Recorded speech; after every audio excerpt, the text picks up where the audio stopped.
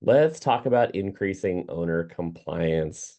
This is, I hear this talked about all the time amongst dog trainers. Owner compliance is the bane of every dog trainer's existence. Basically, nobody will listen to what I tell them to do. Totally understand that. I said that for a long time when I first started dog training, and I've realized some things that change that conversation quite a bit. So let's go through this. This is intended as kind of a precursor to you leading public group classes, because here's what I want out of these classes. I want in exchange for you watching all of these free classes, I would love for you to go lead free dog training classes for your community. I want those dog training classes to be readily accessible to everybody. I want it to be low barrier, like you don't have to sign up in ahead. You can just drop in to any of the classes. You don't have to come multiple weeks. You can just show up to one, have a great time, and never come back or come back next week or come back in 3 weeks or whatever it is. I want you to lead fun public classes that get people engaged with their dogs. I want people to have fun with their dogs. I want them to understand their dogs a little bit better, and I want you to help them do that. So this lecture is intended to be kind of a precursor to that to help hopefully make you feel a little more confident going into something like that. Now, first and foremost, we got to talk about the kind of the policy procedure side of things. The purpose of you having specific policies in place, we want to make these as low barrier as possible, but we do want to have some policies that keep people safe. So they're to protect you from liability, which really means that we are keeping humans and dogs safe. We want to set policies based on facts and data. We do not, something that we all tend to do, especially in this industry, and honestly, I don't know about other industries. I'm assuming this happens everywhere. We tend to make policies based on some anecdotal thing that happened. Now, sometimes that anecdotal thing is really traumatizing and we have a big response to it, and that's totally fair. I get that. But sometimes we make up policies based on what we think could happen or what we're worried about happening. And what we end up doing is creating so many systems around this that it becomes this big unwieldy thing. Policies like you're only allowed to use this specific type of equipment in my class, or you're only allowed, or you must come to every single class, or you must come to a first class that is only offered during the week at noon. You got to come to the first class without your dog and spend an hour talking about dogs and whatever. All that kind of stuff is just setting you up to potentially exclude people, which is not the intent of these classes, not at least what I would like for the community to be accessible in every community here. Um, and they're ultimately not really accomplishing that goal that I really wanted, which is to keep people and dogs safe. But we do want to be reasonable about risks, specific risks associated with age and health of the dogs, really specifically, and then also behavior, right? It's a reasonable limitation of group classes to say that if your dog poses a visible risk or a recorded risk of injury to people or other dogs, probably not appropriate for a group class. Or if you are going to admit those dogs to your group class, A, you need to have experience working with those dogs, and you should probably have some backup available to you. And B, you might need to require a muzzle. If the dog has a documented history of of injuring people or other animals, they might have an abatement. An abatement just means that there's additional rules in place for owning that dog. Abatements in my jurisdiction generally look like the dog has to be on no longer than a 6-foot leash when in public. They need to be muzzled. They need to be safely contained when they're in the house. They can't have access. Basically, they can't have access to do whatever it was that they did in the past. Generally, those only last like 3 to 5 years. They can be ongoing if it is like a vicious dog designation or a potentially versus a potentially dangerous dog designation. You don't have to worry about all that kind of stuff. One of the questions that I do ask is that I have people sign off on is that their dog, if they're coming to a group training class, their dog has not been labeled potentially dangerous or vicious or whatever your jurisdiction calls that designation. Some sort of abatement, some sort of restrictions around ownership of that dog. But we also want to consider risks associated with age. So if I'm holding puppy classes at a public park and I'm asking puppies under 12 weeks old to come, I might ask people to bring their own blanket from home and don't let the puppy off that blanket. That's because the puppy might not have all of their vaccines yet. And so I'm subjecting them to an additional risk if I tell them to put their dog on the ground, their puppy on the ground. They could be exposed to parvo, distemper, any of like our big, big four diseases, or just even worms or things that we don't want puppies to have. Depending on your region, it may be less common or more common, but we want to be safe for those puppies. Whenever we're talking about health issues or any medical issues, you are a dog trainer. I'm assuming if you're watching this, you're probably not a veterinarian. Unless you are a veterinarian, you should not be making diagnoses. You are not diagnosing any condition. You are not a veterinarian. Likewise, I'm not making any medical recommendations. I'm not telling you you shouldn't let your dog on the ground. That's up to you and your veterinarian. What I can do, what my role is as the dog trainer behavior consultant, is to advise you. I recommend that you go talk to your veterinarian. The decision that you and your veterinarian make, I will honor that decision. So if somebody comes to class, their dog is coughing, right? Their dog is displaying some outward signs of disease. I might check in with them before class starts. I'm going to check in with them, be like, hey, notice that your dog is coughing. Have we checked in with the vet to make sure that it's okay to be in group training classes? That's my recommendation. Check in with your vet. Your vet says, yes, my dog has collapsing trachea, and so she tends to cough or has some sort of heart condition or whatever it is. The dog has something going on that causes that coughing. It's not infectious. Great. The veterinarian decided it's not infectious. That is my piece of this. I'm not going to make any recommendations that are in opposition to a veterinarian, unless the dog is exhibiting very obvious signs of severe illness, and I've got very old dogs in class, very young dogs in class, or just some sort of immunocompromised dogs in class. I might at least keep them separate. In the shelter world, 25 feet is kind of the standard.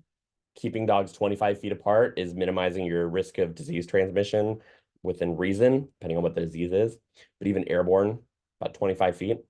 So at the very least, if we're in a big enough setting, I can say, hey, dog's exhibiting some signs of illness, or any healthy dogs are going to go over here. Any high-risk dogs, so my puppies, are going to be 25 feet away from other dogs. Develop your public speaking voice so you can reach everybody, right, regardless of how much they're spread out. So I already mentioned risks associated with behavior history. We want to ask about that kind of stuff. We want to have policies in place that protect everybody within reason, but also don't set such a high standard that most people can't show up, or at least that a lot of people can't show up, or that the people that really, really need the support of a dog trainer, which is people with dogs with potentially challenging behaviors in their history, and puppies. Those are two categories of dogs that really need a dog trainer. Two categories of owners that really need that dog trainer. So whenever possible, I want to be inclusive. Whenever it's safe and reasonable, I want to be inclusive of those people. Client roles, rights, responsibilities. The client's role in this, their responsibility, is to be a reasonably responsible, voluntary participant in your classes. I'm asking my clients that show up to be reasonably responsible. Reasonably gets into a whole thing. There's a whole, students in the bachelor's program would take a whole class all about dog law, essentially.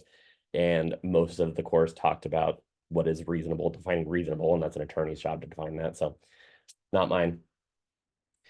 But the piece of this that I want to say is that clients are not under any legal obligation to participate in your classes or to do what you say. I feel like a lot of dog trainers that I've worked with in the past, especially newer dog trainers, they go into this with this attitude of like, I've told you to do it, now you must do it. Nobody has to do anything. And if people don't like it, they're not going to do it. Your job as the trainer is to come up with something that works for that person and that dog, whatever that means. Or you can say, this is not in my scope. I'm not comfortable doing this. That's totally fair. And you probably should be doing that a lot when you're first starting dog training. Hey, this isn't something I'm super familiar with. Can I refer you to one of my friends, one of the people in my network that might be able to point us in the right direction? If you don't know who to refer to, you're welcome to reach out to me. I'm happy to put you in touch with somebody in your area or help you find somebody in your area that you could partner with. Even if it's not handing over that client completely, even if it's saying, hey, I just want some backup support. That's exactly what we're trying to create with Animal Welfare United, is create that support system so that you can feel like you can take on those cases that maybe are just outside your scope right now, but you've got this kind of backup network of experienced trainers and behavior consultants. Clients are required to adhere to local, state, and federal laws. If you have a leash law and you are participating in outdoor classes, they are required to adhere to those laws. So you're not going to make recommendations in your class that people don't follow, whatever your local ordinances are or larger ordinances are. Those are the only real requirements in place. Clients also have a reasonable right to privacy. I feel like a lot of dog trainers can either accidentally or intentionally start diving way too deep um, into kind of their clients' day-to-day life, which sometimes it can feel like it's relevant. Um, Oftentimes there's no need for you to dig that deep into like what the client's doing day to day. Likewise, I know that social media is really popular, and it's really kind of ironic that I'm saying this because I'm posting this on social media, on a social media site. But the reason why I don't have a lot of videos of my training is because I'm not taking videos of people. I'm not taking videos of other people working with their dogs. And if I am, we have really explicit consent. I've got them signing media releases. Um, it's a really specific thing. Even if we are in public and even if we are like, oh, anybody's allowed to take video here, sure. But is that driving some people away from your classes because they don't necessarily want to be on social media? That's everyone's personal choice. So the reason why I don't have a lot of video of anybody else like me leading other people working their dogs is because I don't have their explicit consent to post it all over social media. So another piece of this is that clients are responsible. They're not legally required, but they are responsible for being honest and disclosing what they know about themselves and their dog. So if I ask about your complete behavior history, I ask for any history of abatements, any animal control contact that resulted in some sort of documentation about your dog related to their behavior.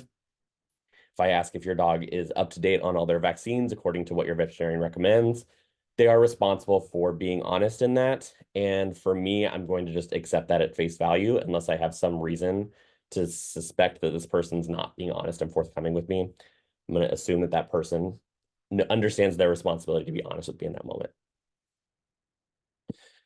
You should have a release of liability and or a hold harmless agreement. I am not an attorney. I'm not going to make a whole bunch of recommendations about this. What I am going to say is that I've got a template you're more than welcome to use, but you should use it after you have had it vetted by whoever your legal counsel is. Do not just take somebody else's word for it. Do not use somebody's contract that isn't your attorney, that is potentially going to be arguing for you in court. Make sure that you're talking to your attorney, whoever's holding your insurance or whatever it is. Make sure that you're consulting with them. Don't just take some random person's hold harmless agreement.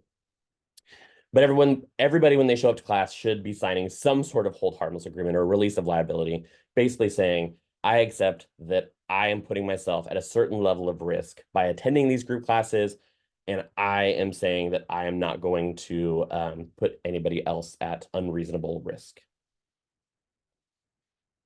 Quick point on the Americans with Disabilities Act. I used to talk about this a lot because I worked at a school that trained assistance dogs, so we talk about ADA quite a bit. Note that if your classes are open to the public, they are open to people with disabilities. You need to make reasonable accommodations. Be prepared to make reasonable accommodations. If somebody asks, can you modify the entire class or the intent of the class based on what I'm doing here?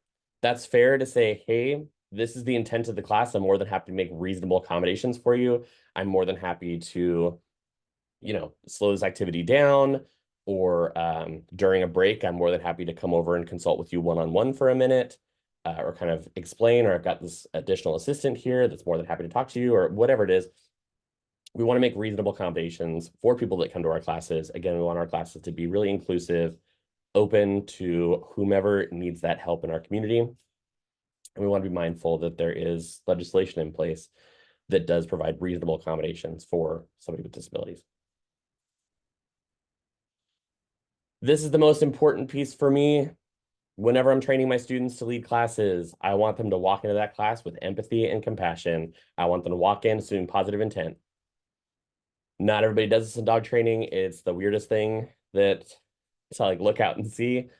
I assume that every person that comes up to me and asks me about their dog or asks me for assistance with dog training, behavior consulting, whatever it is, I assume that their intention, what they want out of this, is positive, right? are coming into this saying, hey, I want the best for me and my dog, and I'm asking for your help because I see you as somebody qualified to help me with that. Great. That's exactly what I'm here for. That's my whole job. That's my whole career. I built my last 15 years of my career around doing exactly that. So it'd be weird for me to not take that at face value. So you can look up, there's lots of resources online for unconditional positive regard, positive intent, that same idea. This is not something that it's not like a term that I'm coining right now. There's existing information about this. If you're unfamiliar with that term, unconditional positive regard, please check out some webinars from trusted sources about that. I'll try to we had an instructor talk about it a while back, and he had a great lecture about unconditional positive regard. So I'll try to find that and link that in the description of this video. But basically, I assume that you're coming to class, even if you show up to class doing training methods that I wholeheartedly disagree with, even if you show up to class doing something horrific to the dog, or like a big one that comes up is like this person hasn't groomed their dog. If you haven't checked out local grooming prices are very expensive. And there are some dogs that haven't been groomed because they demonstrate unsafe behavior, or maybe they've been kicked out of other groomers. Maybe the person's been trying to work with it, and maybe other trainers have turned them away. How is this person supposed to get help? Are they supposed to rehome the dog? I guarantee your local shelter is very, very full. I guarantee your local shelter, your local rescue does not have the resources to rehome dogs that don't need to be rehomed. If this person wants this dog, this person loves this dog, they need some assistance. They're coming to you because they need help. So even if you look at a situation, unless it's like egregious abuse, right? In which case we want to involve the appropriate people. We're not making that call as a dog trainer. I'm going to involve appropriate law enforcement. There's abuse happening. But for most cases, especially with things like grooming, even malnourished looking dog, malnourishment has a very specific look to it. And there's a lot of things that can also be going on, or that can be going on that are not malnourishment, that look very similar to malnourishment. So I don't want to assume that, oh, the dog's really skinny, the person must not be feeding them. Maybe the dog has a medical condition. That's between this person and their veterinarian, and then animal control if it is a case of actual abuse or neglect. So back onto the point here. We want to go into these situations saying, hey, you showed up today for you and your dog. I'm so thankful that you are here. And I'm so thankful that you chose my class to come to, because I'm here to help. That's my whole job, is to help you and your dog.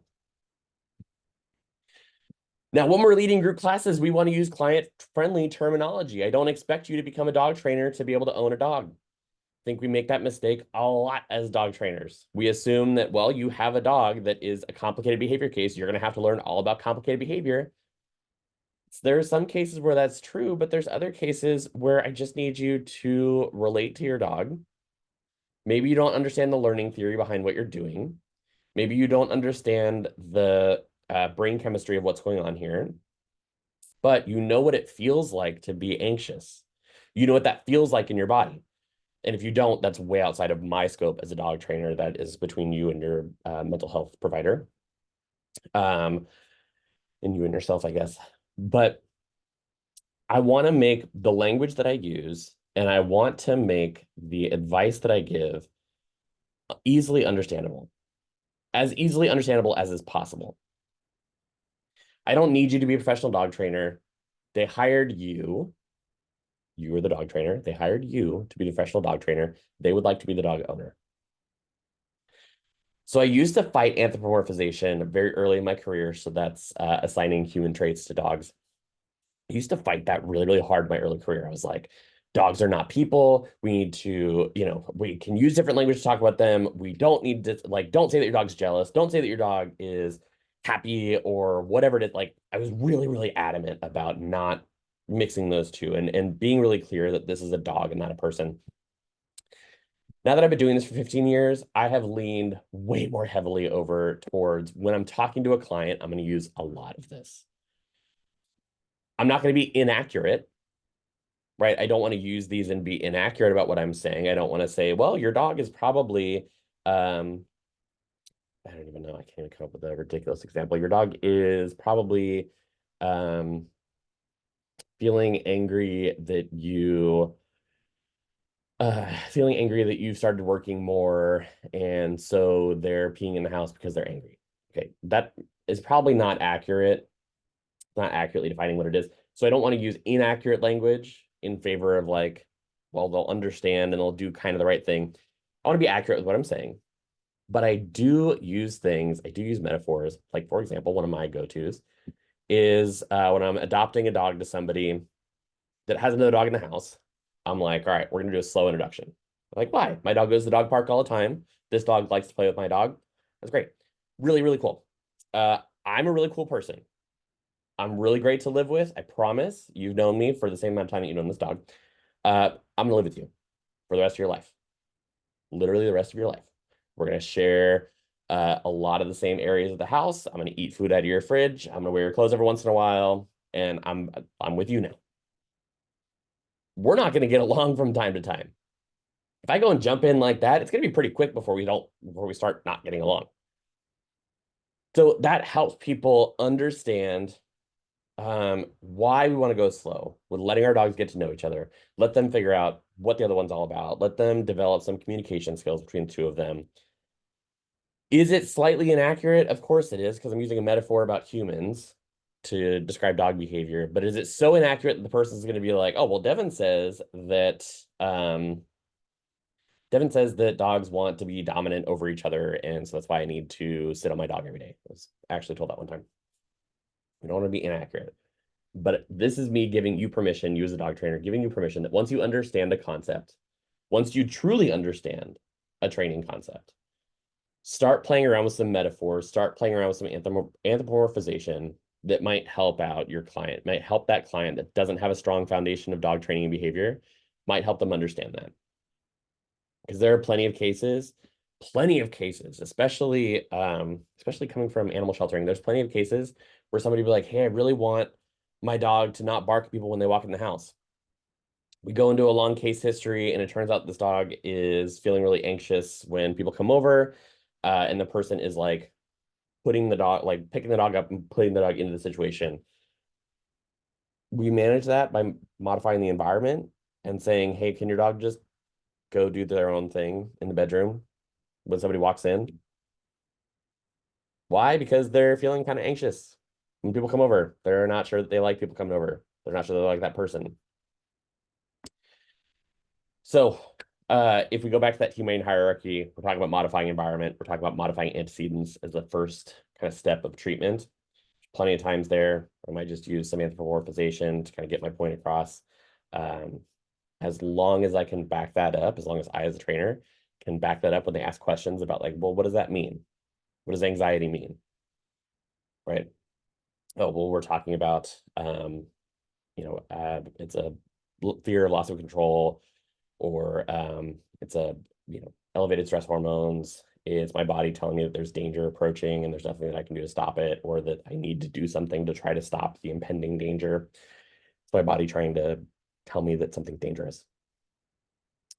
Whenever possible, please avoid using industry jargon with people. This is how we got into the whole dominance issue in the first place. People started using dominance to describe everything because somebody started using dominance, which is a animal behavior research term, started using dominance to describe a lot more than what that research was originally intending on describing. If we start doing that, we risk that word or that term blowing up to be something that it's not. Having the same thing happen with dog reactivity, leash reactivity, barrier reactivity, fence reactivity. Reactivity describing everything, which for me is so frustrating as somebody that works in animal sheltering to hear everything is reactivity. It's like, well, if the dog wasn't reacting to anything, the dog would be dead. Everything is a reaction, right? You're viewing a reaction you see as negative, and you're calling that reactivity, but it's not accurate. Anyway, avoid using industry jargon whenever possible. Use kind of plain language to talk about things, and feel free to use metaphors and anthropomorphization whenever appropriate to help people understand a little better. All right. I'm going to link to Dr. Chris Pockel's website in the description here. I he had this great podcast, and I can't remember exactly what podcast it was on. Might have been Drinking from the Toilet, which I'll link to that as well. Um, Great podcast where he was talking about our role as behavior consultants and our role as dog trainers. My role is not to assume responsibility for what you do with your dog. My role, and I'm a behavior consultant, I'm not a behaviorist. Behaviorists have veterinary degrees. I do not have a veterinary degree, or they at least have advanced degrees. I'm a behavior consultant. I'm providing my consult on what I recommend that you do. What you do with that information is completely up to you. So my responsibility as a trainer is to communicate that information appropriately, to set reasonable goals for people. And I like the SMART goal framework: specific, measurable, attainable, relevant, and time bound. I like creating those SMART goals for people. I want to be really specific about what I want. I want to be able to measure what that is over time. Ask yourself what's possible, what's reasonable, and what's possible versus what's reasonable for this specific client. What is reasonable for this client and this dog? What I see coming from animal, I feel like I've said this too many times in this lecture. What I've seen coming from a background in animal sheltering, because it's becoming more and more relevant as we're talking about this kind of stuff. What I've seen is so many dogs coming in because the dog trainer recommended that I rehome the dog. And the person doesn't have the resources to rehome the dog within their network of people. So they surrendered the dog to the shelter. The dog needed a trainer. The person found a trainer. That trainer ended up putting the dog in the shelter, and then the shelter ended up euthanizing the dog. We're missing the point. We're missing the point of our jobs. Our job is to work with that client and that dog. Yes, there are plenty of times where I'm going to say, hey, if your choice moving forward is behavioral euthanasia, if your choice moving forward is to rehome the dog with somebody you know, or to utilize a shelter or rescue to help you rehome your dog, that is a very, very hard decision to make, and I'm going to honor your choice there. I'm going to do everything that I can, everything that is reasonable to set you up for success. And if that also means supporting you in rehoming, I can also help with that. That's where I want to be as a trainer. I also want to be reasonable about treatment versus management. I referenced this in an earlier presentation, but not everybody needs a fully treated behavior. Most people just need you to manage the behavior to a reasonable degree.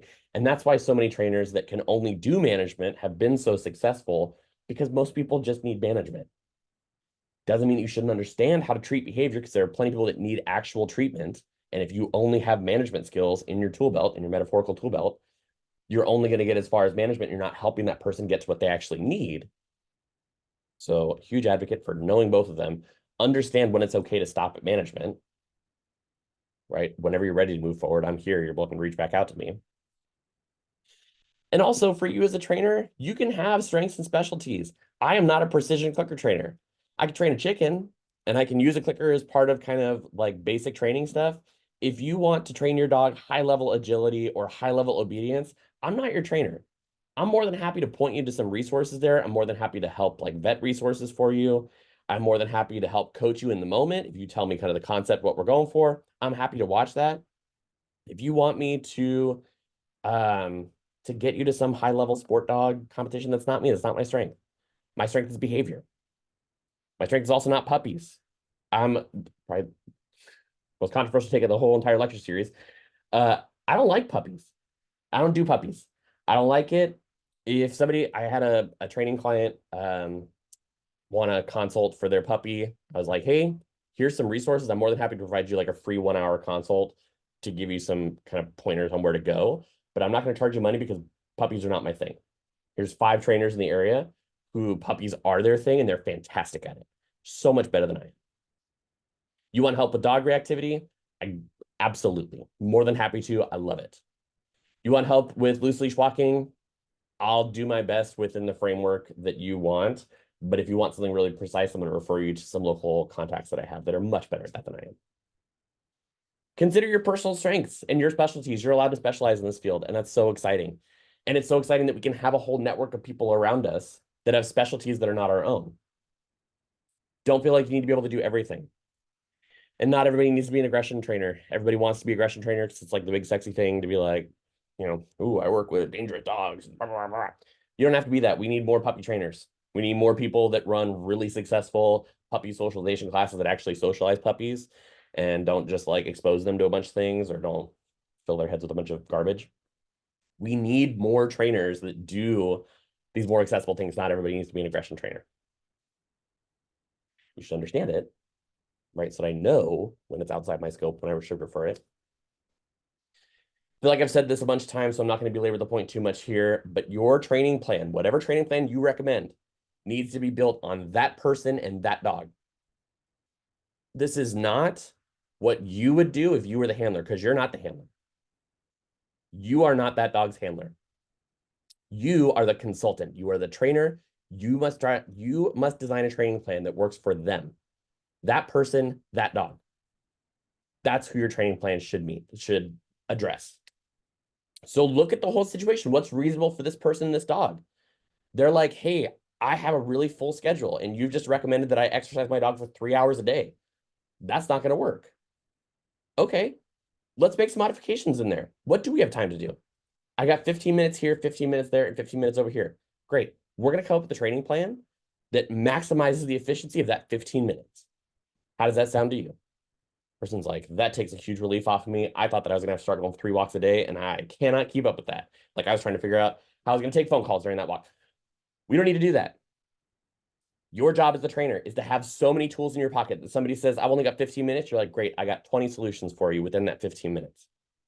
That's your job. Customize that training plan for that person in front of you and that dog in front of you, instead of just telling everybody to rehome their dogs. People have dogs. What is ongoing support look like? This is always an ongoing process. This is always a process that strives for improvement. We're always looking for ways to keep going. Now, that doesn't mean that I'm going to force somebody. I'm not going to like bully somebody into doing that. The first place that I worked, actually, one of their sales strategies was to like scare people into wanting to pay for more training, which is wild to me. And it should be obvious why I got away from that idea. But it is an ongoing process. I can always check in with clients like, hey, we went through some stuff last year. Just want to make sure that things are still feeling good. Want to make sure that you're not ready to take it to the next step. We've treated the behavior, even cases where we have treated the behavior. Still fair to check back in. Say, hey, do you want to do any other stuff? I'm learning nose work right now. Want to participate in some nose work stuff? Be kind of a fun weekend activity for you and your dog. There's always that ongoing piece that we can offer. And you should be always looking for ongoing training for yourself as well, which I hope that you are. That's why you're watching these videos, I'm assuming.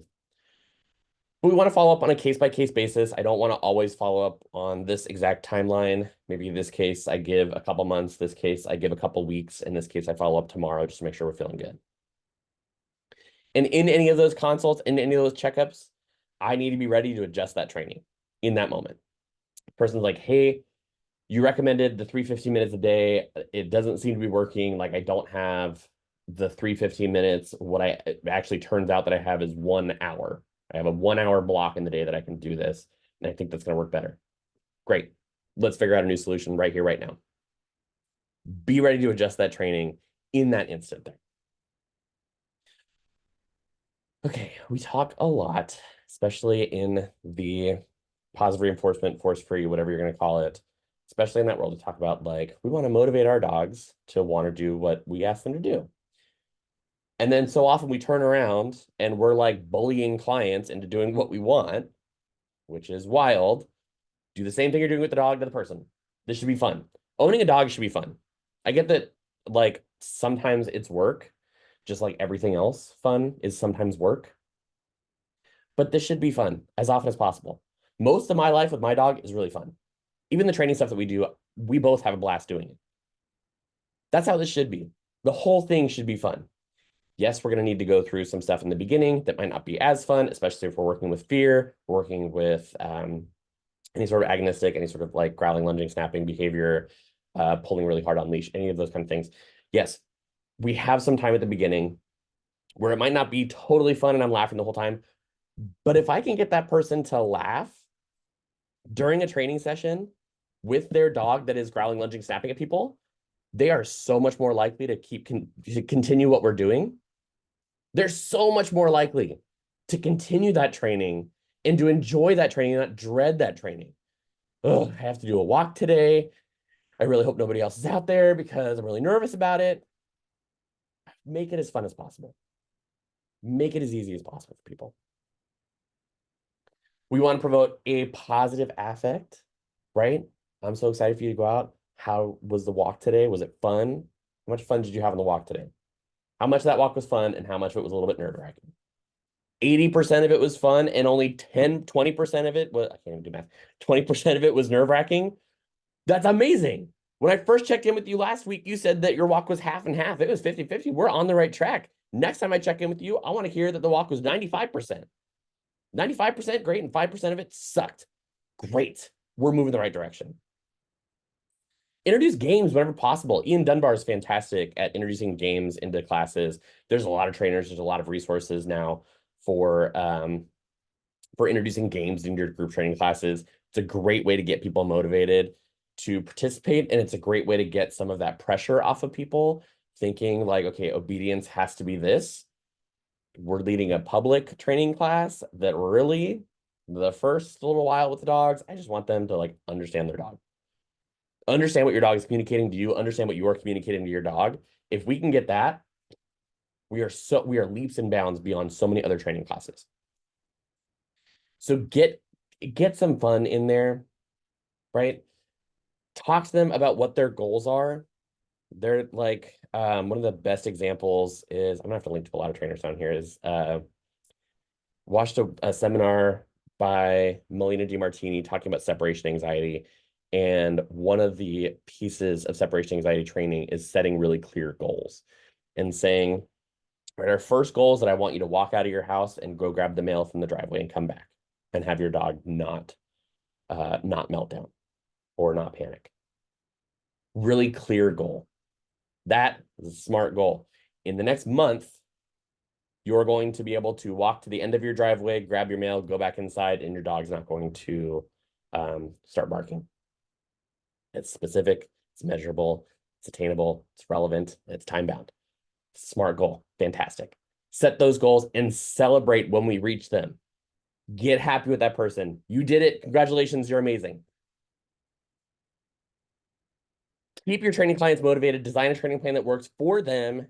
Have some fun with dog training. Dog training should be fun. It shouldn't be so stressful. We should be using lots of rewards and lots of encouragement to do this. We should not be punishing everybody for owning a dog. The whole point of getting a dog, whole point of getting a dog is to like have this companion that's fun. Let's keep things fun and lighthearted.